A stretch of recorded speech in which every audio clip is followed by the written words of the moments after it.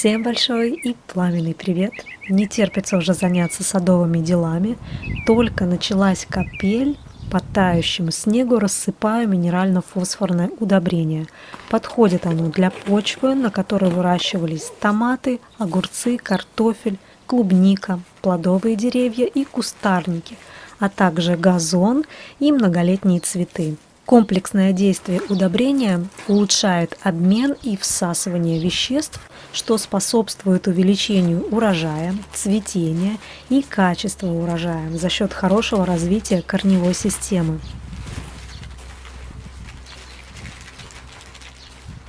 А как только температура установилась выше плюс 5 градусов, начинаем ранневесеннюю обработку сада.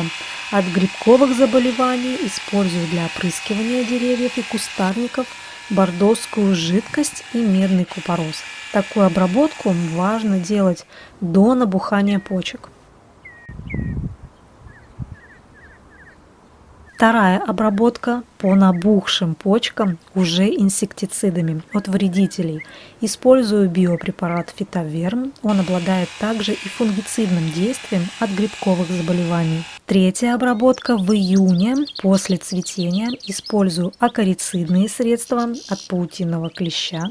И через 2 недели обрабатываю фитоспорином в порошке от мучнистой росы. Заключительная обработка в конце сентября железным купоросом. Этот фунгицид защищает растения от грибковых заболеваний, мха и так далее. А весной на первом этапе необходимо повысить плодородие почвы. Использовать буду органические методы. После культивирования, рыхления почвы за 2 недели до посадки рассады в открытый грунт вношу биологическое питание на основе куриного помета и гуминовых кислот в сочетании с 33 штаммами полезных бактерий. Переведут питание, которое мы внесли в почву для растения, микроэлементы в доступную форму для легкого усвоения из почвы. А что нужно делать для регулярного, естественного улучшения плодородия, так это привлечение и размножение в почве дождевых червей. Помимо того, что они помогают рыхлить почву, что приводит к аэрации, но самое главное, они питаются отмершими частицами растений, пропуская их через ферментацию в кишечнике. Именно этот процесс дарит нам биогумус, питательный химический состав для почвы. Таким образом мы получаем естественное увеличение и улучшение плодородия почвы аж в 8 раз. Чтобы сохранить популяцию дождевых червей, в период их размножения, это сентябрь-октябрь, запрещена вспашка почвы, а почву мы перекапываем без оборота пласта грунта. Весной перекапываю почву либо граблями, либо культиватором, легким просеивающим движением на глубину не ниже 20 см. Это исключает повреждение поверхностного самого плодородного слоя земли.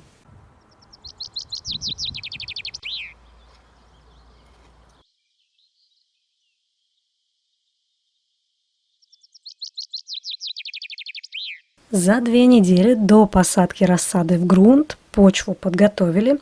Пора заняться закаливанием рассады. Часть рассады у меня на подоконнике с подсветкой, а часть защищена от любопытных носиков и всяких мошек, летающих и желающих в почве отложить личинки. Поэтому рассада у меня защищена в мини-тепличках с собственным микроклиматом, что позволяет реже поливать рассаду и экономить время. И теперь, как только температура воздуха поднимется до плюс 10 градусов ночью, выношу рассаду в неотапливаемое помещение со скользящим утренним солнцем. Здесь росточки подготовятся к уличным условиям, познакомятся с прямыми солнечными лучами в течение 1,5-2 недель, чтобы выработать иммунитет и пережить стресс при пересадке в открытый грунт. И чтобы дополнительно помочь рассаде, за день до пересадки поливаю рассаду раствором с эпином. 1 капля на 1 литр воды. Это адаптоген, природный биостимулятор, обладает антистрессовым действием.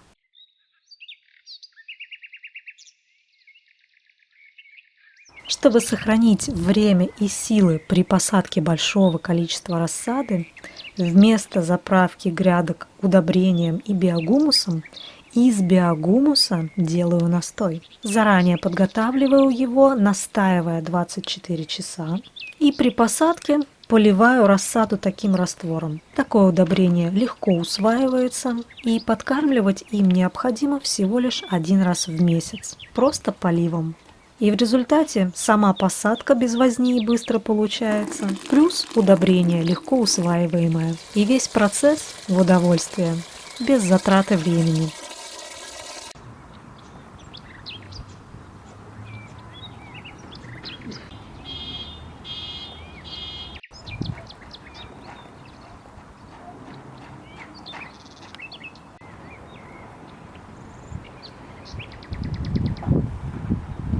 Все подготовительные работы сделаны, температура воздуха выше 12 градусов, что позволяет посадить первую партию холодостойких цветов. Заранее продумала схему посадки цветов на клумбе, поэтому теперь размечаю лунки. Благодаря бороздам полив будет продуктивный, так как вода будет концентрироваться в месте размещения семян, и далее, по мере роста, легко можно будет окучить растения. Первые партии высажу тыкву на палочке, петунии, алису, цинии, бархотки, маки, васильки и космеи.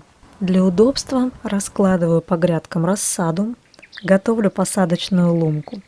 Обжимаю стаканчик со всех сторон и снизу в том числе, чтобы без травматизации корневой системы достать земляной ком. Опускаю его и засыпаю почвой. Обжимаю и делаю приствольный круг для полива, чтобы не задеть влагой при укоренении ствол, чтобы не спровоцировать его гниение. Поливаю настоем биогумуса, это и удобрение, и стимуляция роста корневой системы. Тыкву на палочке можно заглубить до 7 долей, если растение вытянулось. Это мой защитник от всяких любителей искать клад. На листьях этого посленового имеются шипы, острее, чем у розы. И решила посадить несколько тыкв на палочке по периметру, там, где в прошлом сезоне велись частые раскопки. В пространстве между тыквой на палочке и махровой петунией проливаю лунку для посадки семян цинии. Сею ее часто букетным посевом, и растет она потом как изгородь, плотно держа друг друга, не заваливаясь. Чтобы семена в открытом грунте качественно и обильно прорастали, присыпаю их торфом средней кислотности из почвобрикета. Обильно кипятком смачиваю, и через 10 минут он готов к применению. Холодостойкие астры тоже решила высадить сегодня. Чуть позже к этой грядке присоединятся георгины. Впервые вообще высаживаю астры, выращиваю их. Интересно, что получится. Они еще такие нежные, поэтому аккуратно в приствольный круг их поливаю. Теперь готовлю грядку под самосборную космею. Здесь теневая зона, поэтому сажаю часто, так как не все семена прорастут. Поэтому прикрываю семена почвой в 1 сантиметр. Бархатцы на очереди. Они будут служить бордюрным озеленением, поэтому сею их тоже часто. Поливаю, усаживая семена к почве, и прикрываю грунтом.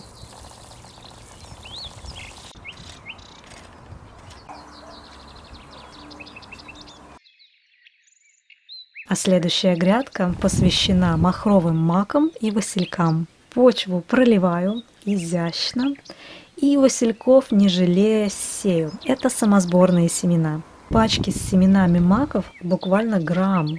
Зато потом своих семян девать некуда будет, сплошное изобилие. Плюс они самосейки. Фронтальная зона будет оформлена петунией, алисумом и тыквой на палочке. С любовью и заботой выращенную из семян петунию сажаю, обязательно создаю приствольный круг и обжимаю землю вокруг саженца.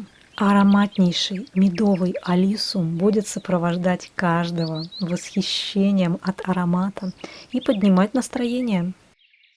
Тыква на палочке отправляется в открытый грунт. Чуть позже она раскустится и будет опорой для алисума. Это будет создавать четкость границ. Аккуратный, обильный полив необходим, и в первые 10 дней укоренения растения в открытом грунте требует на каждый куст от 5 до 7 литров воды.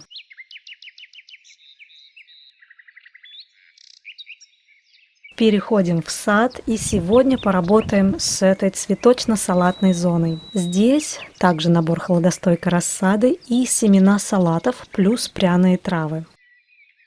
Стараюсь ровно разметить посадочное пространство. С прошлого сезона перезимовал в доме львиный зев. Наконец-то даю ему свободу пространства для развития.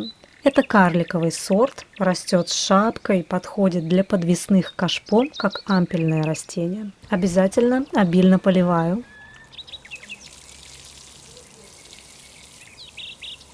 Как и в прошлом сезоне, размещаю тыкву на палочке, самосборную петунию и махровый сорт петунии. Они потом разрастаются в большую клумбу с вертикальным акцентом и мини-тыковками. Посадка растений – умиротворяющий процесс и в то же время немного волнительный, так как чуть с погодой не так или слишком жарко. Весь трехмесячный труд теряется в мгновение.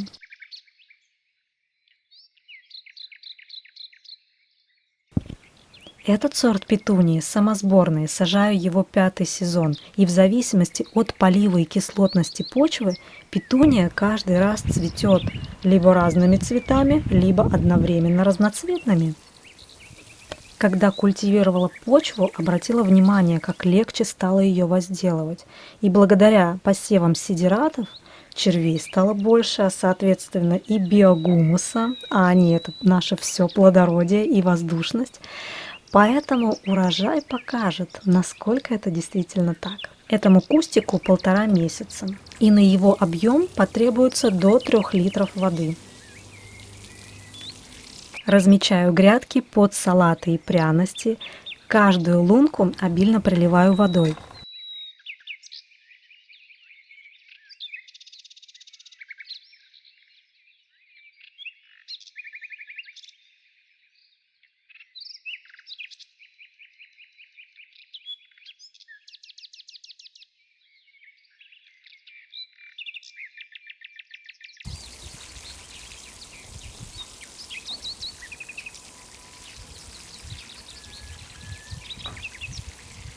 Здесь набор листовых качанных салатов, разнообразие окрасок, пользы и декоративности. И обязательно базилик, кинза, петрушка, корн и крест-салат.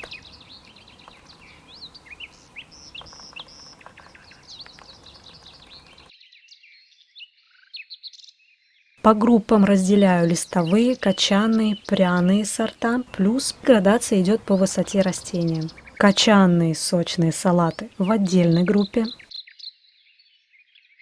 Горчица, мангольд, кое-какой даже перезимовал, шпинат, кудрявые разноцветные и резные салаты вместе. Несколько видов базилика, ароматная кинза, кудрявая петрушка, сладковатый корн и крест-салат со стринкой. На отрезках по 50 см каждый вид сажаю. И это разнообразно и декоративно получается. Рукколу собираю семенами осенью и весной вновь сею. Ее можно сажать густо. Прикрываю семена торфом, чтобы муравьи не растащили и чтобы прорасти под легкой почвой было проще. И так с каждой грядкой распределяю семена и прикрываю воздушным торфом. Так и при поливе семена останутся на месте, плюс сама форма лунки этому способствует. Сам процесс посева магический. Предвкушаешь, как из этого маленького семени образуется красота и вкуснота. На сегодня можно себя похвалить за проделанную работу. На очереди перцы, томаты, кабачки. Пусть посадка и выращивание рассады будет для вас удовольствием, в котором вы ловите каждый миг единения с природой. Пусть урожай вас порадует.